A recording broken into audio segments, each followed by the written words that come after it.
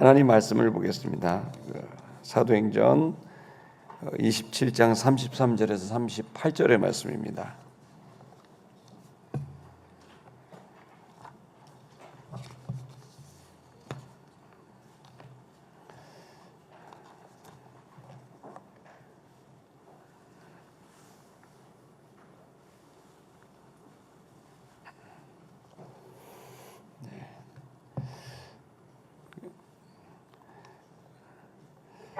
한 절씩 교독하겠습니다. 날이 새어가매 바울이 여러 사람에게 음식 먹기를 권하여 이르되 너희가 기다리며 먹지 못하고 줄인 지가 오늘까지 열나흘인즉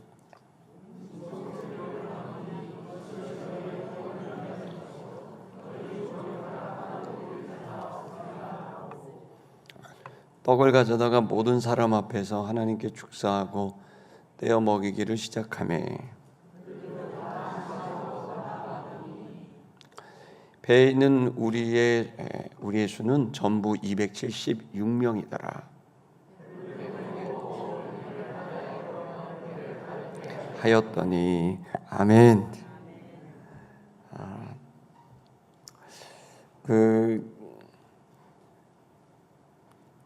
사실 이제 우리가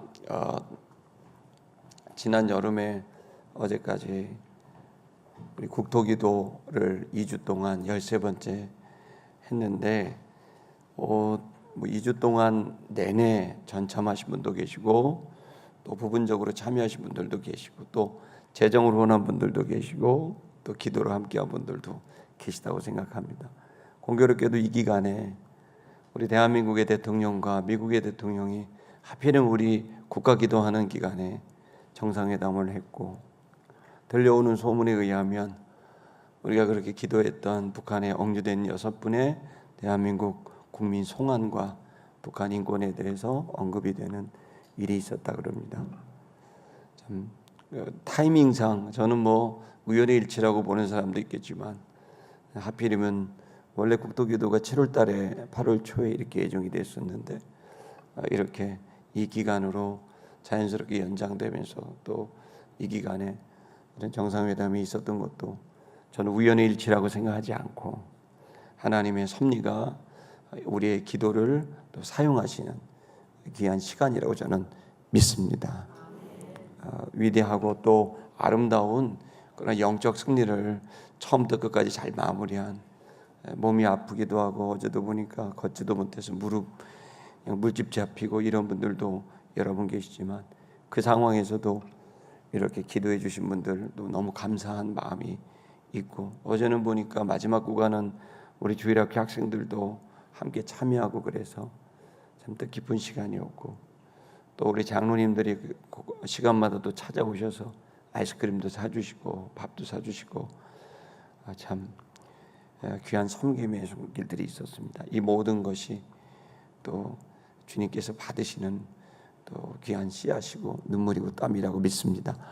혹시 지금 그 수고하신 분들, 기도에 참여하신 분들이 계시다면 자리에 좀 일어나시겠습니까? 네, 자리에 잠깐 일어나시면 하루라도 참석하시면 일어나세요. 그냥 원격결에 이렇게 다 천국 가고 이렇게 박수도 받고 그런 겁니다. 수고하신 분들 우리 박수로 축복하겠습니다. 고맙습니다. 예, 감사합니다. 또 우리 여름 성경학교 수련회 또 영덕 아웃리치 99분이 참석했더라고요. 영덕에 가서 오늘 아마 그 영정사진 찍은 거 또 효도사진 찍은 게 오늘 전달이 된다 그러고 그 목사님한테 연락이 왔더라고요. 너무 감사하게 생각하고 또 캄보디아 가서 그 어려운 상황에서도 또 섬겨주시고 곳곳에서 개인적으로도 이렇게 여름에 이렇게 소그룹으로 가서 섬기신 모든 분들 너무 수고하셨습니다. 우리 또 다 같이 서로를 위해서 너무 여름 잘 보냈다고 박수 한번 하겠습니다. 이렇게 여름 할 때마다 억대의 재정이 들어가지만 부족한 것 같아도 때가 되면 하나님이 다 채우시고 인도하시는 것을 또 체험합니다. 하나님께서 기뻐하시는 일을 하면 여러분 마땅히 복받게 돼 있고 하나님의 생명, 하나님의 나라가 계속 확장되리라고 확신합니다. 저도 한번 박수 받아도 될까요? 저는 왜냐면 저는 지난번에 우리 여러분 그 청년부 8월 15일 날에 너무 이렇게 낯간지러운데 8월 15일 날에 우리 청년들이 정식 등록만 1,570명이 했고 비공개로 등록한 친구들이 한 1,600 몇십 명이 있고 그다음 비공개로가 한 300명 가량이 와서 그 교회는 대단하더라고요. 1층, 2층, 3층, 4층을 동시에 사진을 빵 찍으면 컴퓨터가 몇 명 안 나 딱 찍는데요. 달라. 그래가지고 이렇게 했는데 이건 성결교회 역사상 청년들이 그렇게 모이는 것도 기적인데 귀한 집회 아침 9시부터 저녁 10시까지 여러분 그렇게 예배하고 기도하고 귀한 시간을 가졌고 또 지난 주간은 또 우리 목회자 수련회가 있었는데 또 제가 그 준비위원으로 또 섬기고 이렇게 했는데 목사님들이 그렇게 몇백 분이 또 제주도 가셔서 하시고 하는 일들을 섬길 수 있는 시간이 있는데 감사하게 생각을 하고 또 우리가 교회 내적으로 또 교단적으로 또 그리고 국가적으로 헌신할 수 있는 기회가 이번 여름에 있었습니다. 우리를 인도하신 하나님께 감사와 영광의 박수 올리겠습니다.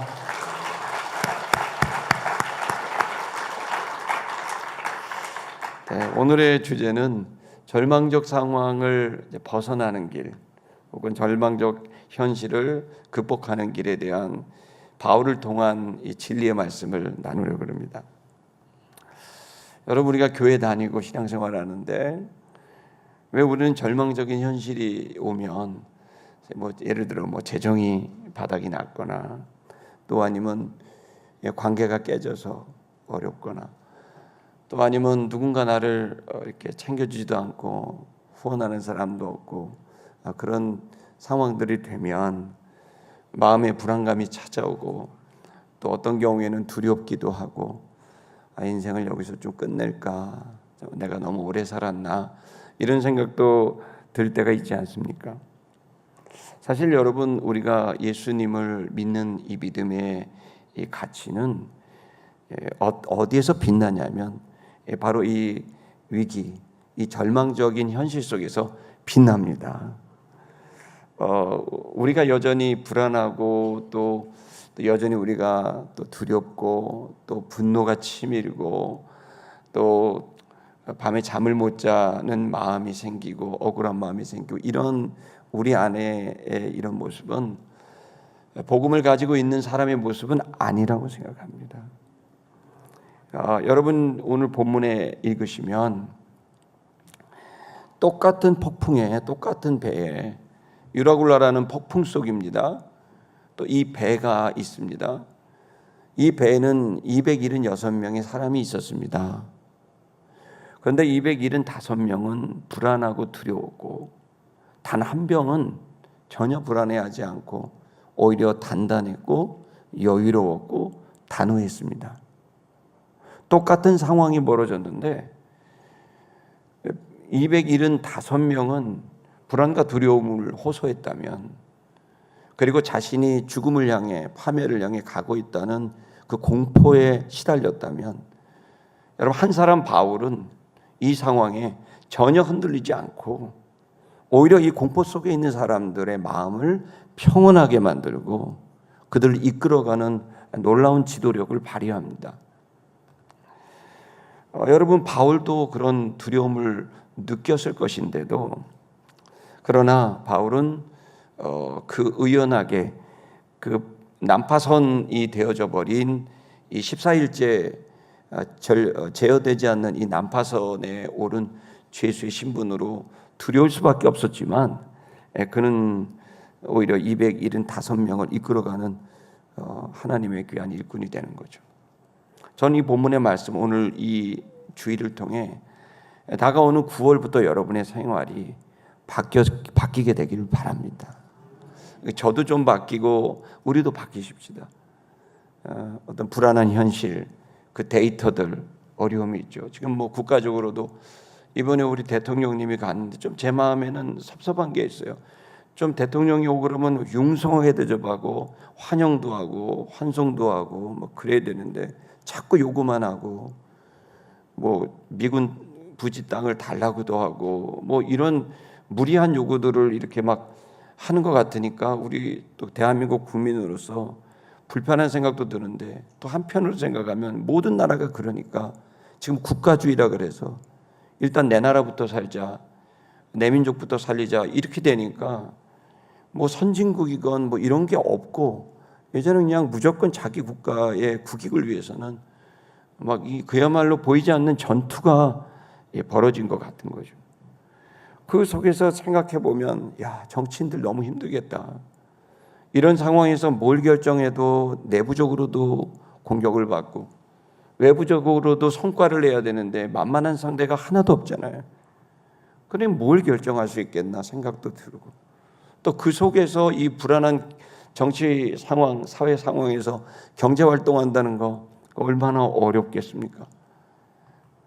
여러분 뭐 여야를 막론하고 또 대기업, 중소기업, 자영업, 1인 기업을 막론하고 지금 너무나 어려운 불안한 상황이 지금 점점 우리를 향해 오고 있다는 소식을 듣는단 말이에요. 자, 이렇게 되면은 다들 긴장하고 어렵죠. 또 우리가 지금 여기 용산에 왔는데 웬일입니까? 이제 우리 통합 4년, 이 겨우 4년 됐는데 어때요? 4년 됐는데 지금 갑자기 대통령실이 여기로 오지를 않나. 1년 차에는, 2년 차에는 160명 가까운 청년들이 죽음을 당하고 재난이 일어나질 않나. 수십 년 동안 뭐 개발한다 단군 이래 최대 개발이라고 했는데 뭐 그거 안 될 것 같다고 막 그러고 난리가 났는데, 여러분 지금 여기 교회 옆에 대림 아파트 앞에는 48층 아파트 세 채가 올라가는 게 이제 시작이 됩니다. 또 이제 우리들도 뭐 여기 다 난리가 나고, 용산역 옆에도 됐느냐 안 됐느냐 하지만 철도청이 70% 지분을 갖고 개발을 시작을 해서 2030년에 최초의 빌딩이 생긴답니다. 여러분 이런 상황이 벌어지게 되는 속에서 그것이 사회적으로, 정치적으로, 경제적으로 어떤 일이든 우리 안에 준비가 되지 못한 것 같은 상황 속에서는 불안감이 있을 수밖에 없는 거죠. 자, 여러분 그런데 이 불안감에 젖어든 상황에서 여러분 저는 교회, 신앙의 가치가 빛날 거라고 확신합니다. 기독교 성경에 나와 있는 역사, 또 기독교 예수 그리스도를 통하여 교회가 세워지고 성령이 강림되며 교회가 시작된 기독교 2000년의 역사, 또 120년의 한국교회의 역사, 또 짧게는 저희 신앙의 사역의 역사, 이것을 돌아보면 오히려 절망적 현실은 하나님의 구원의 역사를 더 빛나게 만드는, 이 신앙의 가치를 빛나게 만드는 기회가 된다는 것은 명확한 사실입니다. 그러므로 여러분 저는 기대합니다. 소망합니다. 국가적 위기에서 국가를 위한 그룹이 나올 건데 저는 이 그룹이 크리스천 되기를 축복합니다. 용산이 흔들리고 어려울 때 중심을 잡아주고 제대로 된 가치를 실현할 수 있는 그룹들이 용산에 있는 크리스천들이 되기를 축복합니다. 교단이 어려울 때 그 교단에서 중심을 잡고 성결운동에 전혀 타협하지 않고 성결한 공동체를 만들기 위한 그 역할이 여러분 시티미션교회 서울지방회가 되기를 기대합니다. 여러분 여러분의 가정, 일터 벌어지고 있는 불안한 상황에서 여러분이 이 복음을 이 바울과 같이 난파선과 같은 그러한 가정과 같고 난파선과 같은 여러분의 일터, 난파선과 같은 이 대한민국 사회와 정치 상황에서 저는 여러분이 바울이 되기를 축복합니다. 불안과 두려움에 떠는 275명에 속하는 게 아니라 단단하고 여유롭고 단호한 여러분 그 바울의 모습이 저와 여러분의 모습이 될 때 276명이 바울을 통해 하나님이 구원한 것처럼 여러분의 가정과 이웃들을 구원하는 기적의 역사가 일어나게 될 것을 믿으시기를 축복합니다. 여러분 그럼 바울은 어떻게 이렇게 이 난파선 위에서 불안할 수밖에 없는 상황에서 절망적 상황에 눌리지 않고 극복하고 벗어나고 오히려 그 속에 있는 사람들을 살려낼 수 있었을까? 그 첫 번째 그가 가지고 있었던 모습은 하나님을 절대적으로 믿었습니다. 하나님을 믿었다는 게 중요한 겁니다. 우리 한번 본문의 말씀을 한번 읽어볼까요? 이제 사도행전 27장 23절에서 25절의 말씀을 한번 보겠습니다. 방송실 한번 다 같이 읽어보겠습니다. 시작. 내가 속한 바 내가 섬기는 하나님의 사자가 어젯밤에 내 곁에 서서 말하되, 이렇게 되어 있죠.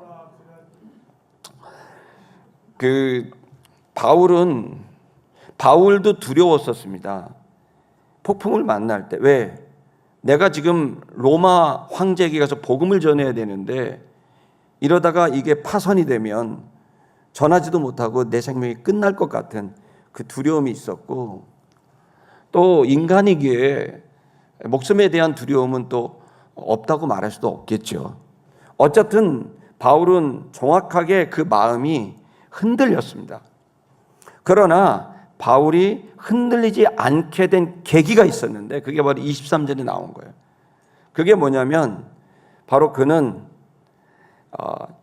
하나님의 사자를 통해 하나님의 말씀을 듣게 된 겁니다. 그는 뭐라고 말했냐면, 하나님의 사자가 어젯밤에 내가 섬기는 하나님이 사자를 보내서 그 사자를 통해 내 곁에서 말씀을 해주셨다라는 자기 체험을 이야기하는 거예요. 뭐라고 말했냐면 24절의 말씀, 그 다음 구절도 읽겠습니다. 시작. 바울아, 두려워하지 말라. 네가 가이사 앞에 서야 하겠고 또 하나님께서 너와 함께 항해하는 자를 다 내게 주셨다 하였으니 라고 되어 있습니다. 바울에게 두려워하지 말라고 말씀하셨고, 그리고 두 번째는 네가 가이사에게, 로마 황제에게 꼭 설 것이다. 세 번째는 너와 함께 이 배에 항해하고 있는 276명 다 내게 주었다. 이 얘기를 하는 거죠. 내게 주었다는 이 말은 뭐죠? 너의 책임이다. 너의 책임이라는 게 뭐죠? 네가 이들을 구원하게 될 것이다. 이 말씀을 이제 듣게 된 겁니다. 276명 중에 275명은 하나님과의 교제가 없었고 만남이 없었고 단 한 명 바울만이 하나님과 교제하고 있었다는 거예요. 신앙의 힘, 신앙생활의 힘이 이게 중요한 거예요.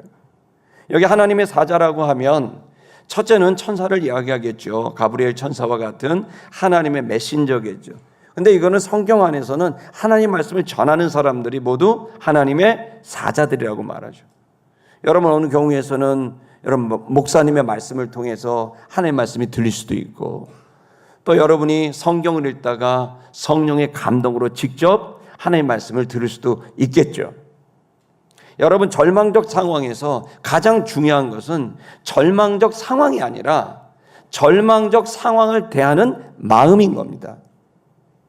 그 마음에 하나님에 대한 믿음이 있다고 한다면 절망적인 상황은 반드시 극복되고 벗어날 수 있는 겁니다. 그러나 절망적인 상황이 있을 때 그 속에 하나님에 대한 믿음 혹은 그 마음이 여전히 흔들린다면 여러분, 그것은 절망적 상황은 결국 절망적 마음을 주고 그 마음이 스스로 무너지게 하는 그런 통로가 될 거라는 거죠. 25절의 말씀을 더 읽겠습니다. 그러면서 바울이 이렇게 얘기하죠. 읽겠습니다. 시작. 그러므로 여러분이요, 안심하라. 나는 내게 말씀하신 그대로 되리라고 하나님을 믿노라. 그러니까 바울은 깨달은 말씀이 있었고 이 말씀을 나는 믿는다고 말했습니다. 그것이 바울이 절망적 현실 속에 무너지지 않고 그것의 두려움이 아닌 담대함과 여유로움과 단호함을 가질 수 있는 계기가 여기 있었던 거죠. 하나님을 믿노라. 여기 하나님을 믿노라라고 하는 이것은 지금 이제 우리가 지금 가져야 되는데, 그럼 하나님을 믿노라라고 했는데 말씀하신 그대로 되리라고 믿노라라고 이 표현되고 있는데요. 사실 우리 지난주에 바울이 이 위태로운 난파선에서 그가 죄수의 몸이지만 오히려 백부장이나 선장보다 더 아주 그 강한 지도력을 발휘할 수 있었던 5가지 이유가 있었다고 제가 말씀을 드렸잖아요. 근데 시간 관계상 2개만 말했잖아요. 근데 여러분들 중에 한 분도 이것에 대한 나머지 3개가 뭡니까? 이렇게 물어보는 사람이 단 한 명도 없다는 사실은 제가 여전히 저의 설교가 그 사자의 발톱과 같이 날카롭지 못하다. 그러면 2개를 얘기하면 너무 그 나머지 3개는 뭘까? 뭐 이렇게 좀 궁금한데 제가 그 설교를 이번 주 하려고 그러다 결단을 하고 장사 지냈습니다. 언젠가 부활할 날이 오리라고 생각합니다. 근데 거기에서도 핵심이 뭐냐면 마음이에요. 지난주에도 말씀드렸듯이 마음의 문제라는 거예요. 우리의 마음이 믿음으로, 자, 믿음이라는 건 뭐죠? 주님과 연결되어 있는 거죠. 주님께 연결되어 있어서 주님께 맡긴다는 뜻이죠. 이제 주님을 믿습니다. 이 말은 뭐죠? 주님께 맡깁니다. 그런 뜻이죠. 자, 그것은 종속적으로 연결되는 거죠. 내가 이제 하나님, 주님을 믿습니다. 주님 밑으로 들어갑니다. 주님 따르겠습니다. 주님께 맡기겠습니다. 순종하겠습니다. 라고 하는 주님에 대한 믿음인 거죠. 바울은 그 믿음이 5가지 정도로 이 본문을 통해서 지난 복음, 이 본문을 통해 볼 수 있는데, 첫 번째는 뭐냐면 바울은 하나님을 믿었는데 하나님 자체를 믿었어요. 하나님이 유일하신 하나님이라는 사실을 믿었어요. 다른 신은 없다. 나 외에 다른 신은 없다는 주님의 말씀을 믿었어요. 다 신인 척하는 거지 신이 아니다. 신은, 오직 유일하신 신은, 창조주는 하나님밖에 없다고 믿은 겁니다. 그래서 절대적인 분, 창조하셨고 구원하시고 지금도 역사를 주관하시는 주님이라는 사실, 이걸 믿은 겁니다. 2번째는 뭘 믿었냐면 하나님의 마음을 믿었습니다. 하나님의 마음, 어떤 마음이죠? 우리를 향해 은혜와 사랑을 베푸시는 하나님이라는 따뜻한 하나님, 사랑을 주시는 하나님, 용서하시고 우리에게 은혜를 베푸시는 하나님, 그분의 마음을 믿었습니다. 저는 여러분이 하나님의 마음을 믿게 되길 축복합니다.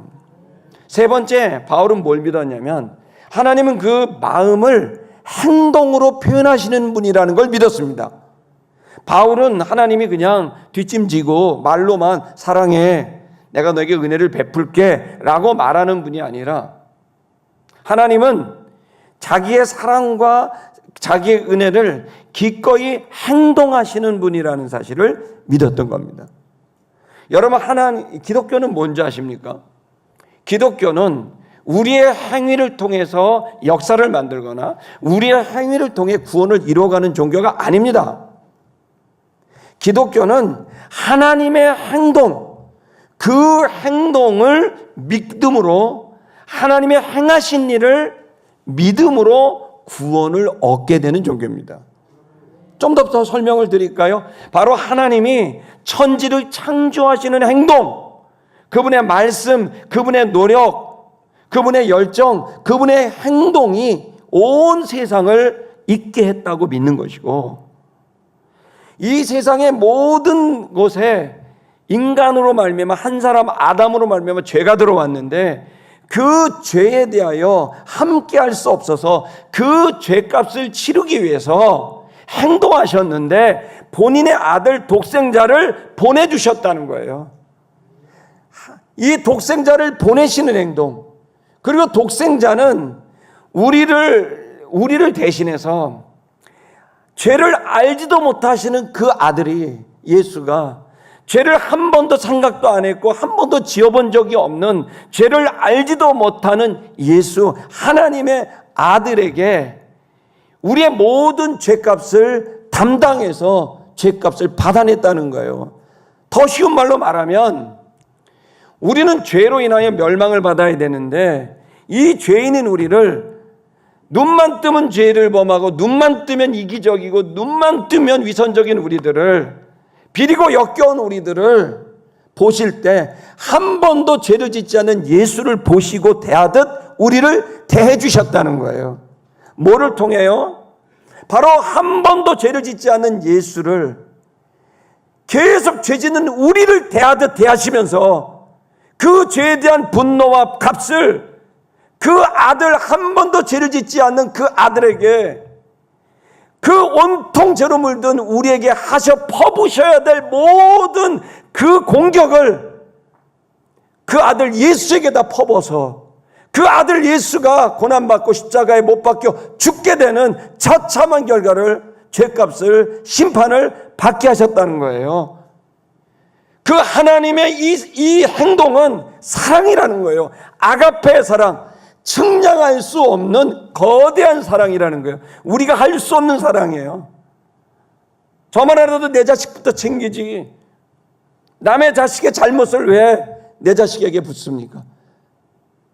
그것은 인간이 할 수 없는, 인간의 영역 밖에 있는, 절대자만이 할 수 있는, 범접할 수 없는 그 완벽하고 온전한 그 사랑, 그 사랑을 말로만 하지 않고 떠들기만 하지 않고 실제로 행동하셨다는 거예요. 그것이 바로 자신의 아들을 우리를 위해 주시고 그를 믿는 자들마다 멸망치 않고 영생을 얻게 하시는, 여러분, 이 행동을 하셨다는 겁니다. 그리고 이제 우리는 그 사실을, 그 하나님의 마음을, 하나님의 행동을 믿음으로 말미암아 이제 우리는 구원을 얻게 됐다는 거죠. 여러분, 하나님은 유일하신 하나님이고 전능하신 하나님이고 전지하신 하나님이에요. 창조주고 구원자예요. 자, 그분은 우리를 사랑합니다. 제가 여러분들에게 주의 사자로서 말씀드립니다. 하나님 여러분 싫어하지 않습니다. 하나님 여러분 사랑합니다. 좋아하세요. 그리고 그것을 반드시 행동으로 옮기시는 분이에요. 여러분에게 은혜와 복이 임할 것을 주의 이름으로 축복합니다. 근데 바울은 거기서 머무르지 않아요. 이제 더 나아가 또 믿어요. 뭘 믿었냐면 자신의 정체성과 역할을 믿어요. 그게 무슨 말이에요? 자, 이제 내가 변했다는 거예요. 내가 변했다는 거예요. 나는 죄인이었어요. 죄인 중에 괴수였어요. 그런데 내가 이제 변한 거예요. 하나님의 사자가 됐어요. 증인이 됐어요. 하나님의 아들이 된 거예요. 그냥 정체성의 변화만 된 게 아니라 또 뭐가 돼요? 나를 통하여 다른 사람들이 살아날 수 있도록 하는 그 축복이 내 안에 들어왔다는 사실을 깨닫고, 나는 이제 그냥 나 하나 사는 자가 아니라 하나님의 자녀가 됐고 주의 종이 됐고, 이제 나는 누군가를 살리는 역할이 주어진 자가 됐다고 믿게 되는 거죠. 여러분, 이것은 원래 창조의 목적이고 창조의 모습입니다. 여러분, 창세기 1장 28절을 한번 읽어보시겠습니까?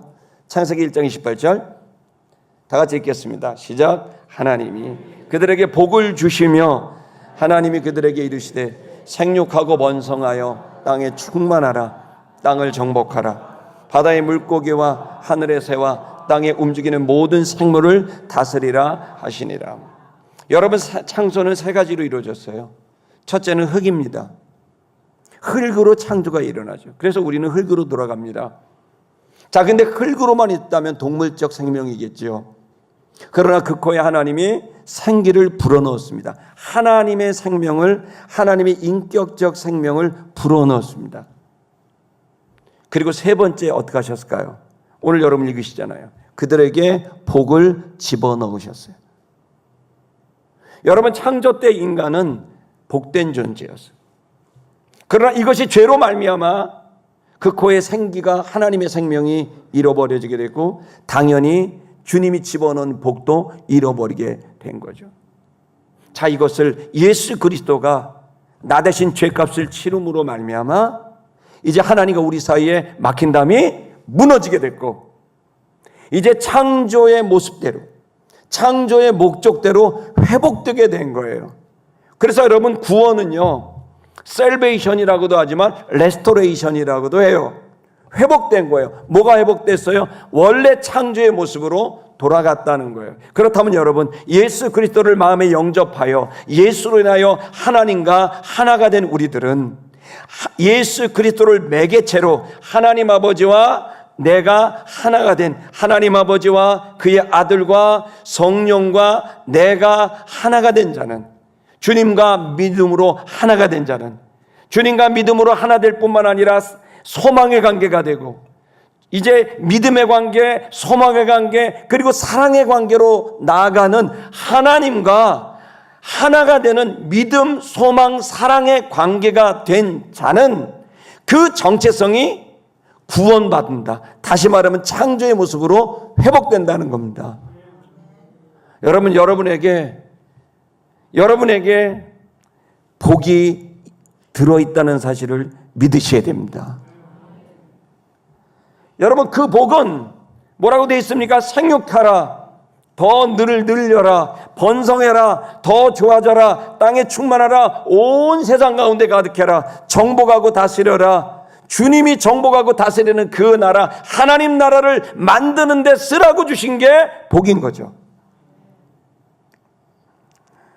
여러분, 그래서 이 바울은 그걸 아는 거예요. 예수 그리스도로 말미암아, 율법의 본인의 행위가 아닌 예수 그리스도로 말미암아서 본인의 정체성이 회복이 되어 이제는 나는 하나님의 자녀가 되었고, 더 나아가 본인의 역할이 생겼다는 걸 알게 되죠. 내 안에 복이 있다. 이 복은 바로 생육하고 번성하고 땅에 충만하고 그리스도가 다스리는, 정복하고 다스리는 주님의 나라가 되게 하는 일을 위해 내가 역할을 해야 되는구나 라고 하는 정체성의 변화와 역할의 변화가 생기게 된 겁니다.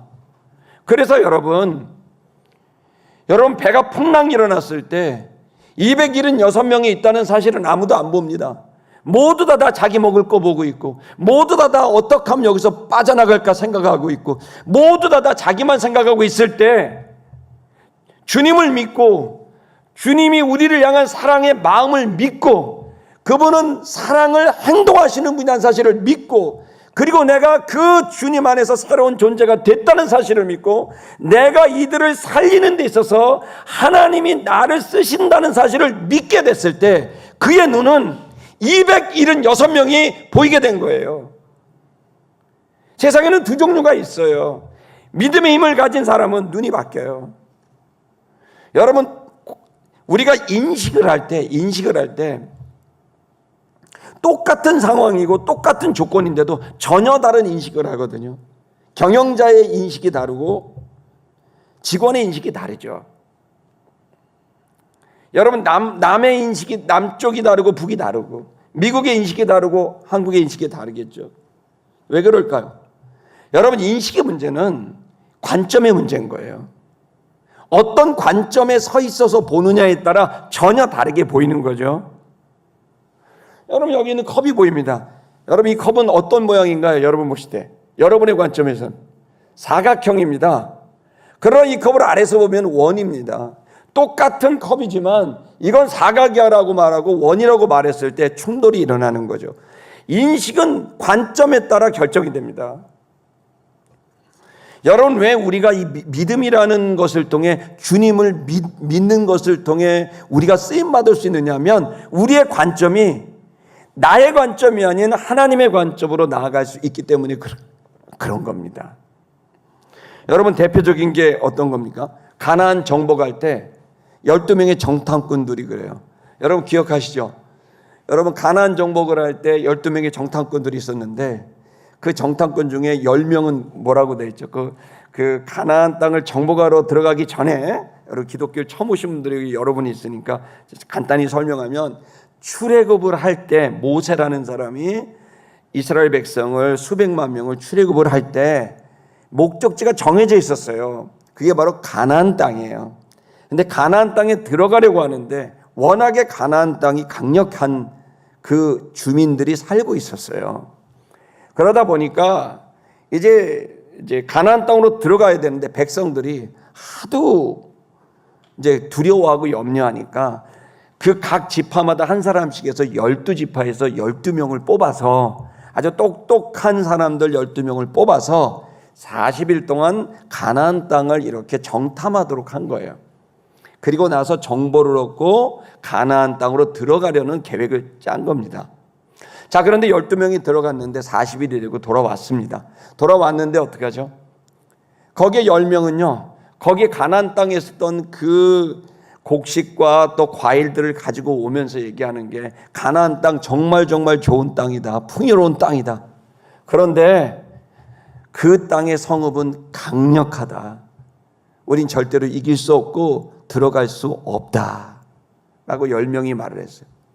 똑같은 땅을 똑같이 갔다 왔는데 2명은 여러분 아시겠죠? 여호수아와 갈렙은 어떻게 하죠? 아니다. 그들은 우리의 밥이다. 여러분 전혀 다른 거죠. 여러분 누구 말이 더 현실적으로 맞을까요? 여호수아 갈렙은 그들의 보호자, 그들의 신은 그들에서 떠났다. 여호와는 우리와 함께 하신다. 그들은 우리의 밥이다. 라고 2명은 막 강력하게 지금 가야 된다라고 주장을 했어요. 근데 객관적으로 볼 때 10명의 말이 맞나요? 아니면 2명의 말이 맞나요? 10명의 말이 사실 객관적으로 맞는 거죠. 왜 그러냐면요, 그때 당시에 가나안 족속은 최초의 철기 문명 지역이었어요. 청동기 문명이 철기로 가는 것을 하는 족속이 히타이트족이에요. 그 히타이트족이 7족속 중에 하나예요. 다시 말하면 여러분, 동으로 만든 칼과 쇠로 만든 칼이 칼싸움을 하면 누가 이기겠어요? 쇠로 만든 칼로 한번 뻥 치면 여러분 동은 그냥 찌그러들어서 게임이 되지 않는 거예요. 그러니 여러분 그들을 이겨낼 방법이 없어요. 여러분 지금도 여러분 성지 순례를 가시면 여리고를 가면은요, 그 여리고 성이 지금 있습니다. 그 흔적. 그 여리고 성 흔적을 보면 야, 어떻게 이렇게까지 만들었냐. 이 성은 누구도 난공불락의 성이에요. 성 두께 자체가 집이 들어갈 수 있을 만큼 두꺼워요. 외벽과 내벽이 있는 거예요. 위에는 마차가 왔다 갔다 할 수 있을 만큼의 넓은 벽이고, 그 벽을 뚫을 수 있는 국가는 거의 없고, 거기다가 철기 문명까지 됐으니 어떻게 이 성을 정복하겠습니까? 그러니 당연히 어떻게 해요? 갈 수 없다고 하는 말이 사실인 거죠. 그러나 여러분, 그 보고를 들었을 때 우리는 결론을 아니까 이 10명들이 바보 같은 놈들 그렇게 생각할지 모르는데, 여러분 우리가 그 결론을 모르는 당시의 사람들 어떻게, 그 소식을 들으니까 누가 더 논리적이고 합리적이에요? 10명이 훨씬 더 그런 거죠. 그러니까 그 소식을 듣자 이 사람들이 이 민수기를 보니까 뭐라고 되어 있냐면 밤새도록 울고 원망했다는 거예요. 하나님과 모세를 여기를 못하고 여기 데려와 갖고 이렇게 고생을 시키냐, 이길 수도 없는 전쟁터로 우리를 데려가냐 하면서 지도자 모세를 욕하고 그리고 하나님을 원망하게 돼요. 그러니까 여호수아 갈렙이 어떻게 하죠? 그 모습을 보니까 자기 옷을 찢으면서 여호수아 갈렙이 얘기한 거예요. 아니다. 그들의 보호자는 다 떠났다. 계속 부르짖어요. 근데 안 들어요. 그들의 신은 떠났다. 여호와 우리와 함께 하신다. 올라가자라고 얘기했지만, 여러분 그러니까 이 여호수아 갈렙의 간절한 부르짖음을 듣고 이스라엘 백성이 어떻게 했을까요? 그래 한번 해볼까 이렇게 했을까요? 아닙니다. 이스라엘 백성들이 돌을 들더니 입 다물라고 돌로 쳐 죽이려고 하는 거예요. 그러니까 모세가 황급히 그들을 막아서 멈추게 합니다. 여러분 그런데 우리가 생각해 봐야 돼요. 그러면 여호수아와 갈렙의 관점은 뭐였냐? 민수기 32장 12절, 일부 예배 때 2절이라고 해서 너무 죄송한데 12절이에요. 32장 12절. 고맙습니다. 우리 한번 읽어볼까요? 시작. 그러나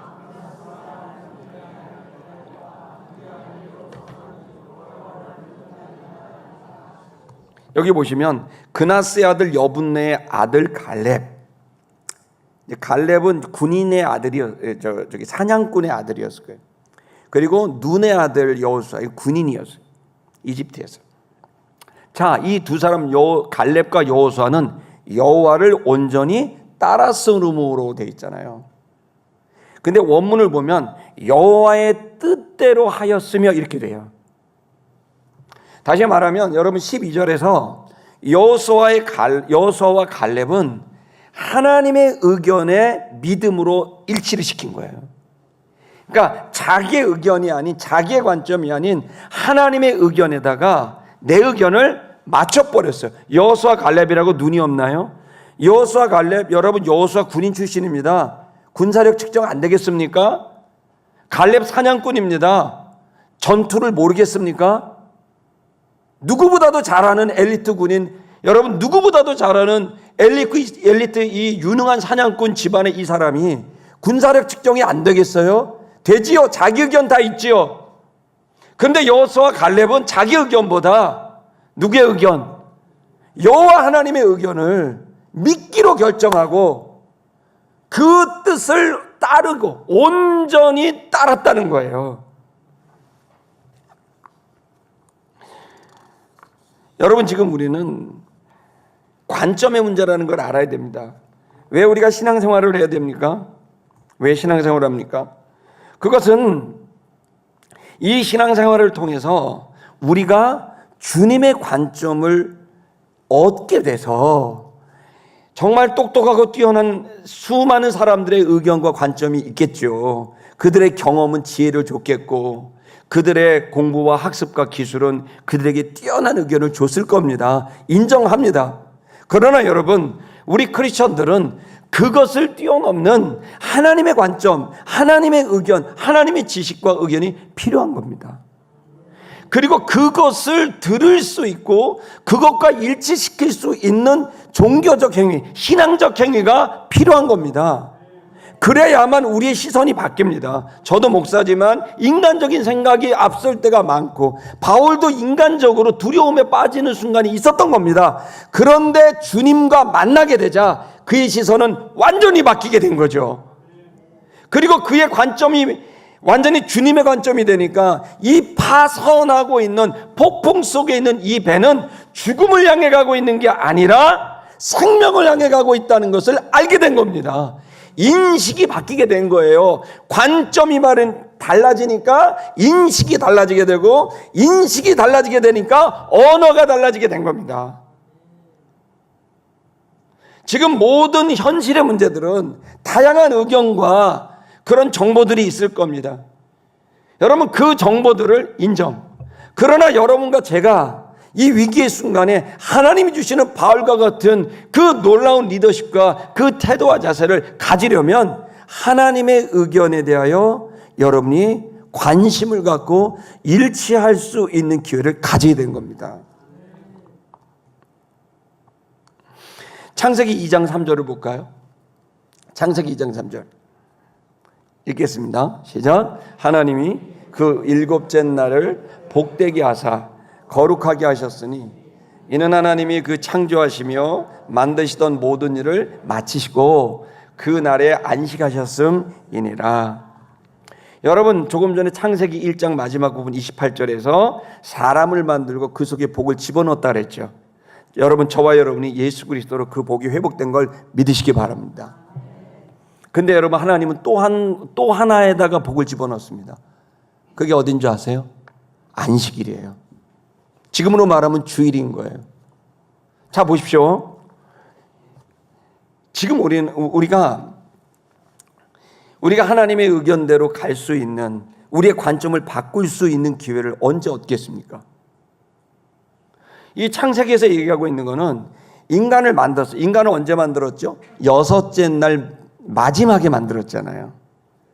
자, 여섯째 날 마지막에 흙으로 극구의 생기를 부어서 복을 집어넣어서 만들었습니다. 자, 그러면 그리고도 눈을 딱 떠보니까 무슨 날이 시작된 거죠? 안식일이 시작된 거죠. 여러분, 우리는 지금 자정을 기준으로 날짜를 계산하지만, 날을 계산하지만 유대인들은 해가 떨어지면 새로운 날이 시작되고 해가 이제 지면 이제 끝나는 겁니다. 해가 떨어지면 이제 달이 뜨면 시작되고 그게 다음 날 되면, 그러니까 해 떨어지는 그때가 기준이 되는 거죠. 그러니까 하나님이 인간을 만들었어요. 만들고 눈을 딱 뜨니까 뭐죠? 안식일인 거예요. 자, 두 번째, 하나님은 왜 안식일을 스스로 정하고 쉬셨을까요? 하나님 피곤해서? 골치 아파서? 휴가 가야 되니까? 아니에요. 하나님이 쉬신 이유가 뭔지를 알아야 돼요. 하나님이 쉬신 이유는 그 하나님이 안식을 통해 아무것도 안 하시고 오로지 한 가지를 하신 거예요. 그게 뭔지 아십니까? 창조된 인간을 만나신 겁니다. 안식일이 왜 중요하냐? 10계명 중에 도대체 위에 4개 계명은 하나님에 대한 것이고 아래 5개는 사람에 대한 것인데 아니에요. 위에 3개는 하나님에 대한 것이고 중간에 4번째는 시간에 대한 것이고 5번째부터 10까지는 인간에 대한 거예요. 즉 인간과 하나님이 만나려면 시간이 필요해요. 공간이 필요해요. 그 시간이 뭐냐? 바로 하나님을 만나는 주일이고 안식일인 거예요. 인간은 일하면서 하나님 못 만나요. 죄송한데 바쁘면 하나님 못 만나요. 멈춰야 돼요. 안식해야 돼요. 그리고 그 안식일을 확보하고 안식의 공간을 확보하고 그 속에서 하나님을 만날 때 여호수아와 갈렙처럼 하나님의 뜻을 알게 되고, 하나님의 뜻이 뭐 저절로 알아집니까? 그냥 살면 다 알아집니까? 아니에요. 이 주일은, 이 안식일은 여러분이 멈추는 것은 하나님을 만나라고 있는 것이고 하나님도 여러분을 만나기를 원하시는 것이고 하나님의 은혜와 사랑을 표현하기를 원하시는 것이고 행동할 준비를 하고 계신 겁니다. 그러면 여러분과 제가 이 안식일에 집중하고 몰입해야 됩니다. 이 시간이야말로 하나님을 만나지 못하고 하나님의 말씀을 듣지 못하고 하나님의 사자를 여러분이 느끼지 못한다면 여러분은 똑같이 살 겁니다. 저도 똑같이 살 겁니다. 세상 사람들과. 우리 멈춰야 됩니다. 현대 기독교의 불행이 어디서 나옵니까? 하나님을 만나지 못하는 것에 있습니다. 교회는 다니는데 하나님을 느끼지 못해요. 진리를 깨닫지 못해요. 은혜를 느낄 시간이 없어요. 교회만 다녀요. 하나님의 사자와 대화했던 이 바울의 이 기회, 바로 이 시간이, 이 체험이 현대 기독교인에게 없는 거예요. 저도 똑똑하고 여러분 다 똑똑해요. 책도 좋아하고 영상도 좋아하고 알아요. 근데 아는 것이, 내 지식이 그것이 내 영성은 아니잖아요. 하나님을 만나는 체험이 있어야 되고, 그러려면 집중해야 돼요. 마음을 다하고 목숨을 다하고 뜻을 다하여 주 너희 하나님을 사랑하라 하셨다 그랬습니다. 집중해야 돼요. 차든지 더웠든지 하라 하셨습니다. 아니면 빌에서 토해내친다고 하셨습니다. 우리는 명확하게 분명하게 하나님을 만나는 시간을 확보해야 됩니다. 왜인 줄 아세요? 거기에 복이 담겨져 있는 거예요. 여러분의 시간, 여러분의 삶, 여러분의 인생, 거기에 그 시간을 이룰 수 있는 열쇠가 있는데 그 열쇠가 바로 안식일이요, 그 열쇠가 바로 주일이요, 그 열쇠가 바로 그 시간에 주님을 만나는 바로 신앙에 있는 겁니다. 여러분, 그래서 예배는 타협 못해요. 저는 절대로 예배를 타협할 수가 없어요. 왜냐하면 환난이 올 거니까. 왜냐하면 불안한 난파선과 같은 어려움이 있을 테니까. 여러분, 그것을 어떻게 넘기시겠습니까? 뭐 여러분이 우리 쌓아놓은 돈이면 해결됩니까? 아니요, 돈 많은 사람들 진짜 많이 알아요. 근데 여러분, 그것으로 해결 안 돼요. 돈으로 다 땜빵해도 나중에 딴 일이 생겨요. 사람이 뒤통수 쳐요, 배반해요. 생각지도 않은 데 밑에 있는 믿는 사람이 나를 배반해요. 여러분, 우리는 지금 세상 사람들이 하고 있는 지혜에 대해서 이해를 하고 동의를 합니다. 그러나 여러분이 정말 더 알아야 될 것은, 우선해야 될 것은 하나님의 관점을 받아서 하나님의 관점에서 지금 현실을 볼 수 있는 눈을 열 수 있는 기회를 가져야 되는 거라고 저는 확신합니다. 그러면 여러분, 여기에 이 시간에 복이 담겨져 있습니다. 그랬더니 어떻게 돼요? 여러분, 이제 바울은 그랬더니 완전히 달라진 거예요. 하나님을 믿었고 관점이 달라졌고, 아, 지금 이 폭풍은 우리 죽이려는 폭풍이 아니구나. 야, 이 폭풍은 이 사람들 하나님 체험하라고 만든 폭풍이구나. 아, 이 폭풍은 이 사건을 통해, 이 사건을 읽게 될 수많은 사람들에게 절망적 현실을 극복하고 벗어나게 하기 위한 그 사건으로 쓰이는구나라고 하는, 아, 이것은 저주나 벌이 아니라, 사고가 아니라, 불행이 아니라, 이것은 축복이고, 이것은 기회였고, 이것은 은혜와 사랑이었구나. 관점이 바뀌니까 바울이 완전히 달라진 거예요. 여러분, 저는 이 바울이 이렇게 놀라운 변화를 가진 것에 대한 갈망을 갖게 됐습니다. 할렐루야. 우리 다시 본문으로 돌아가겠습니다. 말씀을 마쳐야 되겠죠. 34절 오늘도 다 하지 못하고 마치겠습니다. 34절을 읽겠습니다. 34절 시작. 음식 먹기를 권하노니 이것이 너희의 구원을 위한 것이요 너희 중에 머리카락 하나도 잃을 자가 없으리라 하고. 와, 갑자기 바울이 얘기합니다. 음식 먹어라.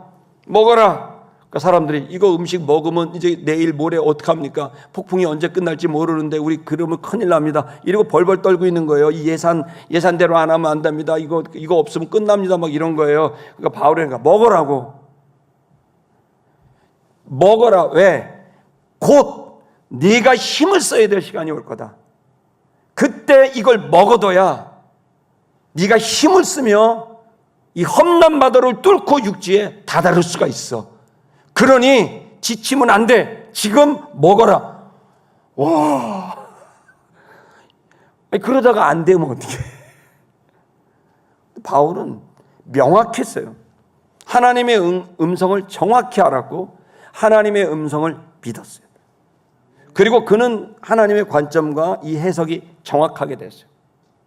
그랬더니 지금 먹으라고 얘기합니다. 그래서 또 놀라운 얘기합니다. 너희 중에 머리카락 하나도 빠지는 사람 없을 거다.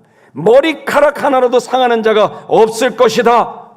와, 놀라운 얘기를 합니다. 이 폭풍 중에 머리카락 하나도 빠질 자가 없다. 이게 무슨 소리예요? 근데 바울이 막말합니다. 막말하는 것처럼 허언증 환자 같죠? 아니요, 하나님 말씀이었어요. 하나님 의견이었어요. 35절 읽겠습니다.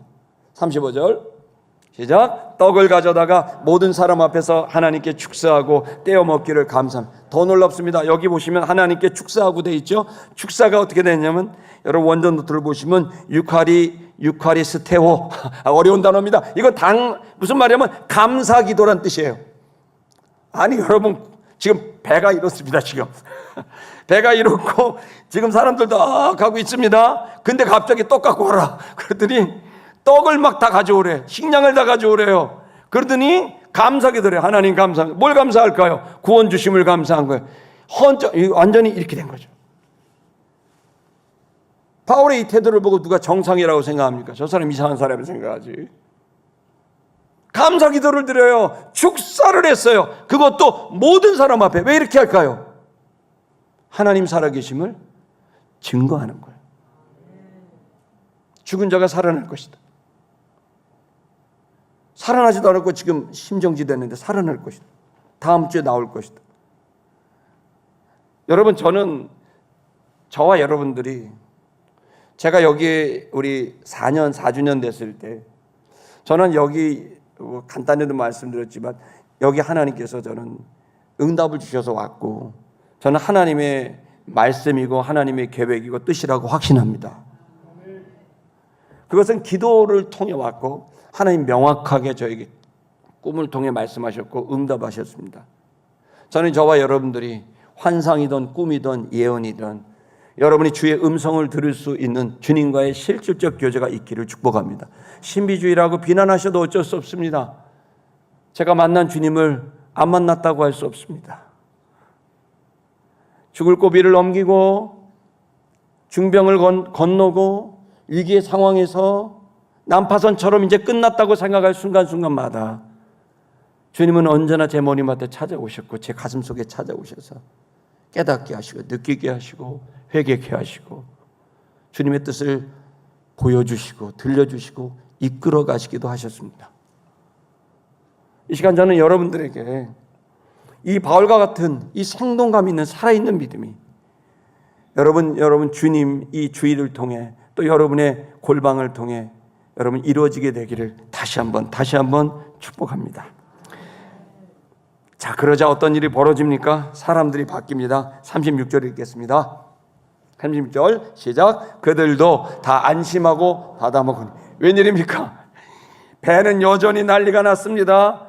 그러더니 갑자기 바울이 막 허언증 환자처럼 나 로마 황제한테 가서 복음 전할 수 있다고 말씀하셨다. 로마 황제 죄수 주제. 로마 황제 가서 복음 전할 수 있다고 말씀하셨다. 여기 사람들 중에 다 내게 주셔서 한 사람도 죽을 사람이 없고 머리카락 하나도 상할 사람이 없다고 말씀하셨다. 막 이렇게 말하다가 갑자기 떡을 다 가져와라 그러더니 먹어라 뭐 그러더니 갑자기 감사기도, 하나님 우리에게 구원을 주신 하나님께 감사합니다, 감사기도를 드리고 막 이렇게 한 거예요. 그 다음에 하는 말이 너희 중에 머리카락 하나도 상할 자가 없을 것이다 라고 선언하게 되자 30절 보세요. 그들이 다 모두 다 마음에 안심했어요. 이해가 안 되는 거예요. 믿어지는 거예요. 바울의 말이 믿어지는 거예요. 바울이 믿고 있는 하나님이 믿어지는 거예요. 그래서 그들은 마음의 폭풍 속에서 평온을 갖고 받아 먹게 되는 알 수 없는 기적이 일어나게 된 겁니다. 여러분, 이 리더십이 한국교회에 회복돼야 됩니다. 여러분, 목사님만 사역하는 거 아닙니다. 성도 여러분 한 사람, 우리 아까 청소년들 나왔잖아요. 야, 난 얘네들이 어떻게 자기 학교에서 기도 모임을 해요. 중학생, 고등학생들이. 여러분, 우리 좀 부끄럽지 않습니까? 얘네들 자기 학교에서 시간을 해갖고 그 바쁜 애들이 기도 모임을 하면서 이 학교의 구원을 위해서 기도하고 학원에서 모여서 기도하고 상상할 수 없는 거예요. 자, 여러분, 그걸 통해 무슨 일이 벌어질까요? 저는 믿습니다. 그들이 다니는 설린중학교든 뭐 어디든 성신여고든 그 학교들이, 여러분 있는 학생들이 저들의 영향을 통해 불안했던 수많은 학생들, 입시로, 취업으로, 미래로 불안과 두려움에 떠는 학생들이 마음의 평안을 얻고 구원을 얻게 될 것을 믿습니다. 이것이 교회가 하는 일이고 성도가 하는 일입니다. 마지막 여러분 38절을 읽겠습니다. 38절 시작. 배부르게 먹고 밀을 바다에 버려 배를 가볍게 하였더니. 자, 원전 노트를 한번 보여주시겠어요? 보시면 여러분 이걸 알아야 됩니다. 우리가 하나님과 믿음의 관계, 하나님 믿어야 되는 영적인 작업이 필요합니다. 할렐루야. 자, 그런데 말입니다. 그것만이 아니라 그러고 나면 37절을 우리가 안 봤네요. 안 읽었네요. 어쨌든 시간 관계상 패스. 그러니까 우리가 절망적 위기에서 벗어난 바울의 예는 뭐냐면, 첫째가 하나님을 받고, 두 번째가 자기에게 맡긴 275명의 영혼이 보인 거예요. 여러분, 무너지면 안 됩니다. 절망적 상황에서 기 빠지고 넋 빠진 것처럼 돌아다니면 안 됩니다. 아랫배 힘을 빡 주시고 머리 상투를 이렇게 잡아서 뺀 것처럼 이렇게 키를 키우시고 딱 한데 눈을 딱 바로 떠서, 여러분 이 절망적 상황에서 여러분이 책임져야 될 가족을 보십시오. 아플 겨를이 어디 있습니까? 예, 내가 책임질 자녀들이 있고, 내 아내가 있고 내 남편이 있는데, 내가 책임질 제자들이 있고 교회가 있는데, 어떻게 내가, 여러분 주님을 만나게 되면 생명이 보이고 영혼이 보이고 한 영혼이 천하보다 귀중한 가까운 가족들, 친구들, 이웃들이 보이기 시작하는 거예요. 그리고 세 번째, 여기 본문의 말씀처럼 현실적으로 보십시오. 믿음이 현실적 지혜로 풀어집니다. 반드시 믿음을 믿음으로 만면 신비주의자입니다. 그러나 믿음을 현실적 지혜의 균형으로 맞춰서 그 현실적 지혜의 기술과 현실적 언어와 현실적 지혜에서 나와 있는 결단을 하게 됐을 때, 여러분 하나님의 영적인 역사는 이 땅에 하나님의 역사로 나타나게 되는 거예요. 믿음만 가는 게 아니라 믿음이 출발인데 그 믿음에서 영혼이 보일 거예요. 그 영혼들을 살려야 되고 행복하게 해줘야 돼요. 그 다음 어떻게 돼요? 믿음은 반드시 현실적 지혜로 풀어지고, 그 현실적 지혜는 결단과 헌신으로 풀어지게 됐을 때 구원은 역사가 됩니다. 여기 보시면 배부르게 하기 위해서 음식을 먹었다 되겠습니다. 첫째 먹었습니다. 먹어야 될 것 넣을 거 넣습니다. 아래 보십시오. 바다에 밀을 버렸습니다. 밀은 또 다 버렸습니다. 버리면 어떡합니까? 팔아야 되고 먹어도 되고. 아니, 다 버립니다.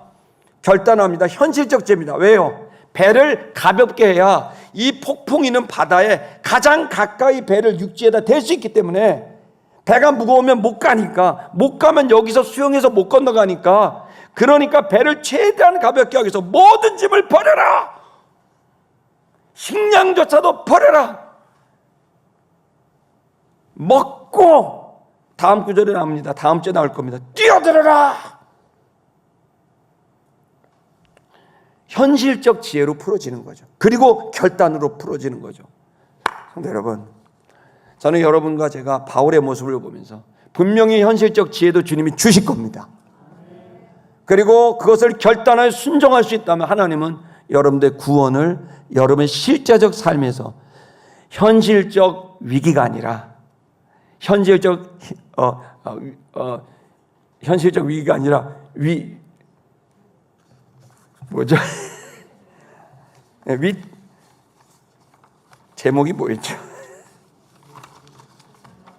예?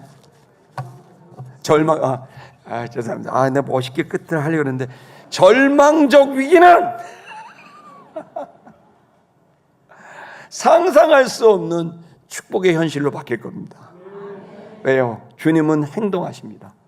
여러분들을 사랑하시고 솔직히 여러분을 좋아하십니다. 그리고 좋아하시는 것을 행동으로 보여주십니다. 그 주님이 여러분과 함께 했습니다. 낙심하지 마십시오. 아프지도 마십시오. 마음에 아프지도 마십시오. 힘을 내셔서 일어나셔서 하나님께 지혜를 구하시고 결단하여 나아가시면 바울과 같이 275명을 살리는 여러분 주인공이 될 줄 믿습니다.